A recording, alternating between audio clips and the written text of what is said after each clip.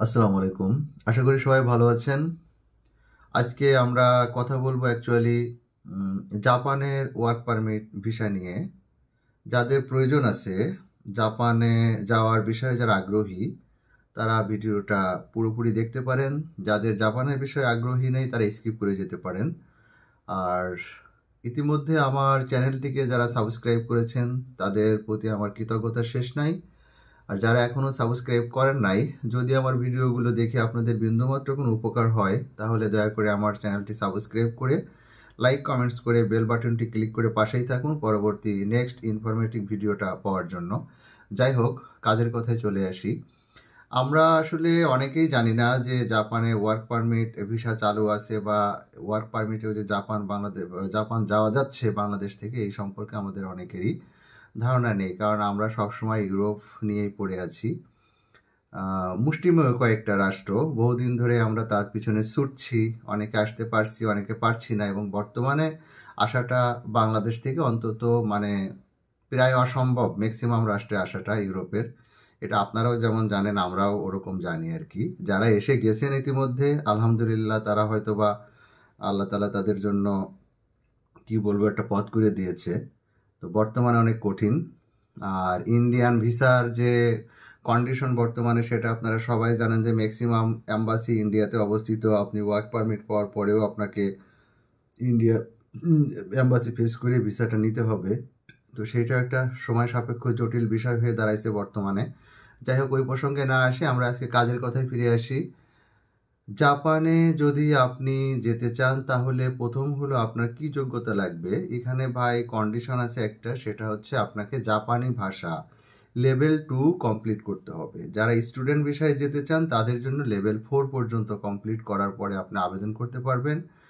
আর যারা ওয়ার্ক পারমিটে যেতে চান এদের জন্য লেভেল 2 কমপ্লিট করলে যথেষ্ট। তার মানে জাপানিদের সাথে কথাবার্তা মোটামুটি বলতে পারা, দৈনন্দিন কাজ চালিয়ে নেওয়ার মতো এতটুকু আপনাকে যোগ্যতা অর্জন করে সেই সার্টিফিকেট বাংলাদেশ থেকে কোনো ট্রেনিং ইনস্টিটিউশন থেকে নেওয়ার পরে আপনি যোগাযোগ করলে সেটা হবে।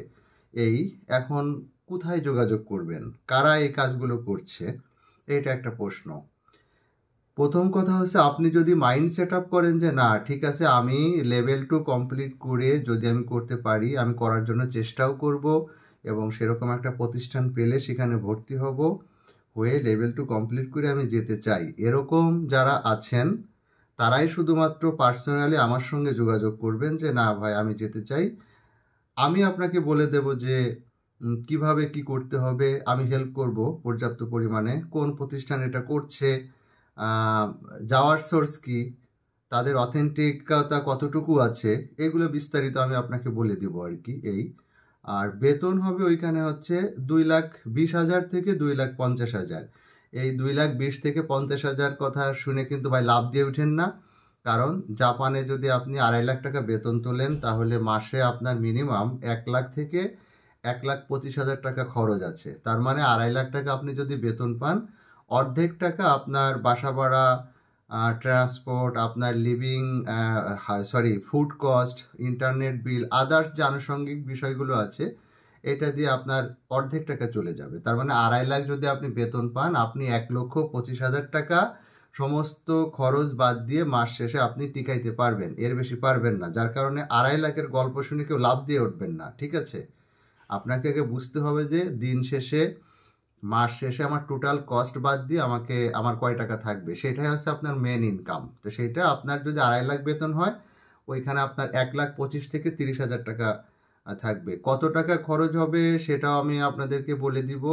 আর প্রসেসিং টাইম টোটাল লাগবে হলো 10 মাস।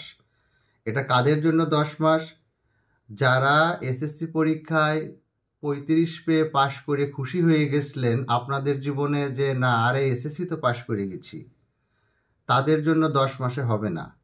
বাট যারা 1 থেকে 10 পর্যন্ত পড়াশুনো করে এসএসসিতে একটা ভালো রেজাল্ট করতে হবে, এবং ওই এসএসসি পরীক্ষার আগের 6 মাস মানে সিআরের সাথে সুপারগুলো এটে বসিয়ে পড়াশুনো করে লেটার মার্কস পেয়ে এসএসসি, বা এখন যারা প্লাস বা গোল্ডেন পেয়ে এসএসসি পাস করতেছে, ওই ধরনের পড়াশুনো করার ইচ্ছা যাদের আছে, এই 6টা মাস বা 4টে মাস ওই লেভেল 2 কমপ্লিট করা জন্য আর কি, তাদের জন্য 10 মাস। কারণ ইনস্টিটিউশন আপনাকে যেভাবে ট্রেন আপ করাবে, যদি আপনি তাদের গতির সঙ্গে তাল মিলিয়ে নিজেকে প্রস্তুত করতে পারেন পড়াশুনো দিয়ে, এসএসসি পরীক্ষার আগে যেমন আপনি পড়াশুনো করতেন, তাহলে আপনার 4 মাসে লেভেল 2 কমপ্লিট হয়ে যাবে।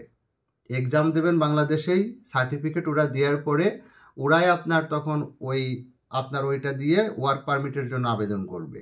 ওইটা করতে আরও 4 মাস, তাহলে 4 4 8, আর অধিক ধরেন ভিসা টিসা টোটাল প্রক্রিয়া করতে ওখানে 2 মাস যাওয়া পর্যন্ত 10 মাসের প্যাকেজ, এইটা ধরে রাখতে হবে। আমি কিন্তু আবারও বলছি, 33 পেয়ে খুশি হয়ে এসএসসি পাস করছি, এটাই আমার জীবনে অনেক কিছু।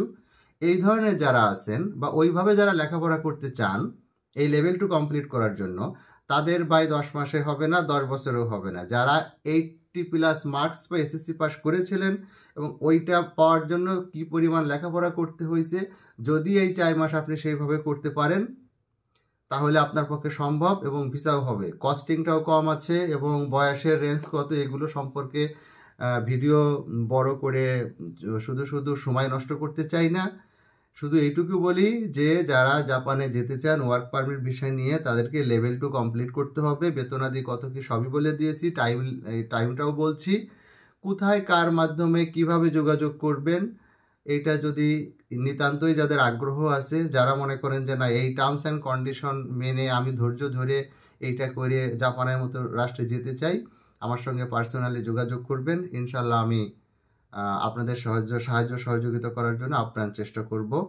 আশা করি ভালো থাকবেন। আজকে এই পর্যন্তই।